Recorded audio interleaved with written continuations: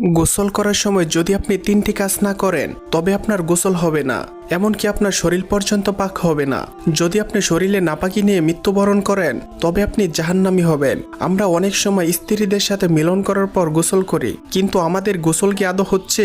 আমাদের শরীরে নাপাকি লাগলে আমরা গোসল করি, আমাদের গোসল কি আদৌ হচ্ছে? পানি দিয়ে শরীর ধৌত করলেই কি গোসল হয়ে যায়? না। যদি আপনি গোসল করার সময় 3টি ফরজ পালন না করেন তবে আপনার শরীর পাক হবে না, আপনি নাপাকি অপবিত্র রয়ে যাবেন। নাম্বার 1, গোসল করার পূর্বে 3বার কুলি করবেন। কুলি এমনভাবে করতে হবে যাতে পানি গলার ভেতরে প্রবেশ করে। নাম্বার 2, নাকের ভেতর 3বার পানি প্রবেশ করাতে হবে এবং বাম হাত দিয়ে নাকের ময়লা পরিষ্কার করতে হবে। নাম্বার 3, ভালো করে শরীর ধৌত করতে হবে যাতে শরীরের কোনো অংশ ভিজার বাকি না থাকে। যদি এক চুল পরিমাণ জায়গা ভিজার বাকি থাকে তবে আপনার গোসল হবে না। এবং পরবর্তীতে আপনি কি সম্পর্কে ভিডিও চান কমেন্টে বলে যান।